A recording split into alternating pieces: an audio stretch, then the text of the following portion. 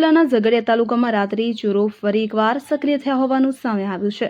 તાલુકાના મુખ્ય વેપારી મથક પારડી ખાતે આવેલા 4 રસ્તા નજીક પિયુષ જનરલ સ્ટોલમાંથી અજાણ્યા તસ્કરો રોકડ રકમ તથા સામાન મળી કુલ ₹98,380 ની મત્તાની ચોરી કરી ફરાર થઈ ગયા હતા। મળતી માહિતી મુજબ નીલકંઠ સોસાયટીમાં રહેતા અને પારડી ખાતે પિયુષ જનરલ સ્ટોર ધરાવતા વેપારીના પરિવારનું ઘર દુકાનના ઉપરના ભાગે આવેલું છે। ગત 8 મીના રોજ રાત્રે 7 વાગ્યે નિયમ મુજબ દુકાન બંધ કરવામાં આવી હતી। બીજા દિવસે સવારે જ્યારે દુકાન માલિક ડાયાભાઈ પટેલે દુકાન ખોલી ત્યારે અંદર સિક્કા વેરાયેલા પડ્યા હતા। શંકા જતા તેમણે પુત્ર પિયુષને બોલાવી તપાસ કરતા માલુમ પડ્યું હતું કે તસ્કરો રાત્રિ દરમિયાન દુકાનના શટરનું તાળું તોડી અંદર પ્રવેશ્યા હતા। તસ્કરોએ દુકાનના ગલ્લામાંથી ₹10, 20 અને 50ના મૂલ્યની નોટો તથા પરચુરણ મળી કુલ ₹30,000ની રોકડ, 2 ગ્રામના ચાંદીના 20 સિક્કા તેમજ સિગારેટ અને તમાકુના જુદા જુદા પેકેટો મળી કુલ ₹98,380ની મત્તા ઉઠાવી ગયા હતા।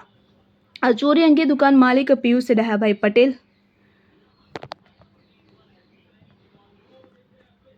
અજાણ્યા તસ્કરો વિરુદ્ધ રાજપારડી પોલીસ સ્ટેશનમાં ફરિયાદ નોંધાવતા પોલીસે આગળની કાયદેસરની કાર્યવાહી હાથ ધરી છે।